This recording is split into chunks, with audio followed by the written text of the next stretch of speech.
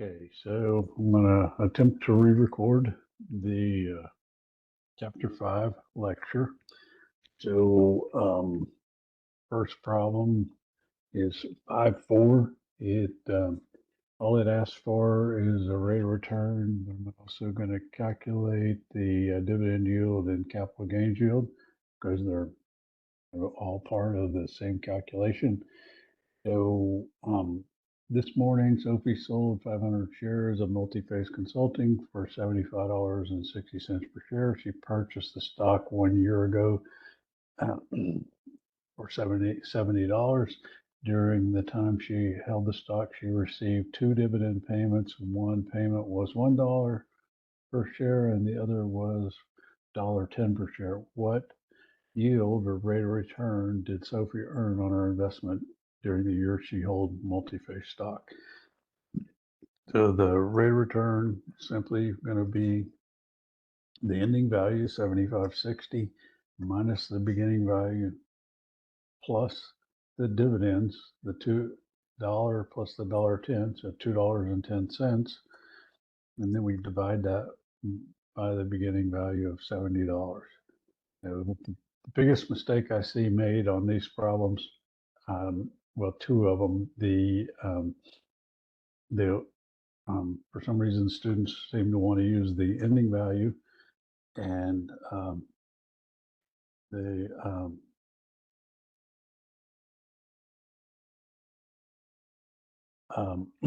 so and the other same problem seems to be the inability to differentiate between the three calculations. So a lot of times I'll ask for a yield and I'll get a dividend yield or a capital gains yield, or vice versa. So it's important to be able to distinguish between the three components, or the two components, and the overall rate of return. So for the dividend yield, we simply take the $2.10 dividend and we divide it by the beginning value, so we get 3%. So the capital gains yield and the dividend yield have to add up to the rate of return. So it's pretty easy to see that it's going to be 8%, but we can go ahead and prove it to ourselves. 75.60 minus the $70, and then we divide that by 70, so we get 8%. All right, and next is just a rate of return. So this would also be the capital gains yield as well. In this case, the dividend yield 0 because there's no dividends. But Wilma just sold all the shares of International N stock she owed for $156 per share. She purchased the stock 1 year ago for $150 per share. If Wilma did not receive any dividend payments during the year, what yield did she earn on her investment? So the yield rate of return is 156 minus 150 divided by 150. So 4%. So next we have 5.8. 5.8's a little more complicated. So we've got 3 years of prices and then 3 years of dividends here. So one other point, I always ignore the share when I do these calculations. As far as calculating your income, your shares are important, but as far as the rate of return, the shares, you're going to be multiplying the shares by every component to do the calculation, to make it simpler, and I'll just ignore the shares and do the calculation that way. So anyway, earlier today, Stuart sold 200 shares of stock he owned. He purchased the stock 3 years ago for $28. The following is a table that shows the market value of the stock at end of each year and the amount the dividends Stuart received during the year. So we were 28 to start with, and it went to 26, and then back to 28, and then 33. So what yield or total return did Stuart earn during the 3-year period he held the stock? So the equals, and well, so it would be the ending value, so 33 minus the 28 plus the 3 dividends, so that they'd be 3 times 60 cents or $1.80.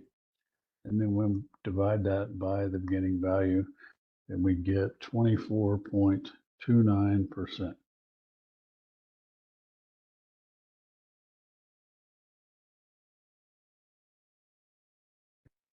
So so now the part B, what return did Stuart earn in each year he held the stock? So we're going to so the first year will be 26 minus 28 plus 60 divided by 28. So equals, so 26 minus, so obviously we lost money there. And then we add in dividend, and then we divide by 28, and I forgot my parentheses here. Okay, divide by 28. So he lost 5% in the first year. So now the second year, so it's going to be, the plus would have been fine there. I just, for some reason, I've always done equal, and that's what I'm comfortable doing. So 28 minus 26, ending value minus beginning value, plus the dividend. And then we divide by the beginning value, or $26. So 5%, 10%. And then in the third year, so 33 minus the 28 plus the 60-cent dividend, and then we divide by the beginning value, we get 20%. So next we're going to do implied forward rates. Some of you have did the homework, and you did the precise method, which is fine. The book uses the approximation method. So surprisingly, the rates calculated by the approximation method are very close to what you calculate with the with the precise medicine. So if I can tell that you use the precise method and did it correctly, I will give you credit for it on the exam, but the answers on the exam will be the approximation method. So so the interest rate on a 2-year Treasury bonds is 1.2%. The rate on 3-year T-bonds is 1.4%. The rate on 4-year T-bonds is 1.9%. Using the expectation theory, compute the expected 1-year interest rates in year 3, and then in year 4. So that Y13 is the 1-year rate in year 3, and Y14 is the 1-year rate in year 4. So to do the approximation calculation, we take the number of years. In this case, it's 3 times the rate, 1.4%, minus 2 times the 2-year rate, and we get 1.80%. So that's also important to realize. So we have what's called an upward sloping yield curve here. So that means the rates are increasing. So in that case, the rate that you calculate is going to be higher than the rates the rates shown. And that's the idea of the expectations theory is if we have an upward sloping yield curve, you expect interest rates to increase. So for the 1-year rate in year 4, it's just the 4 times the 4-year rate minus 3 times the 3-year rate.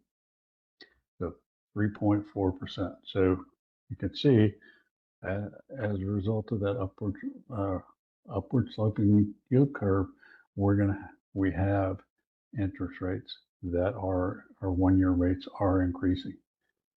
So, and one more example here. This was a discussion post. So I, so another implied forward rates calculation. The interest rate on 1-year Treasury bonds is 0.4%. The rate on 2-year T-bonds is 0.8%. The rate on 3-year T-bonds is 1.1%. Using the expectation theory, compute the expected 1-year rates in the second year, year 2 only, in the third year, year 3 only. So in the second year, it's going to be 2 times the 2-year rate, and then minus the 1-year rate. So 1.2%. So now for the 1-year rate in year 3, it's 3 times 1.1, or the 3-year rate minus 2 times the 2-year rate. So 1.70. So that's actually it for chapter 5. The calculations are fairly simple. If you have any issues with them, please contact Stephen or myself. Doesn't matter. It's your call. So anyway, that's it. Thanks. Have a good day.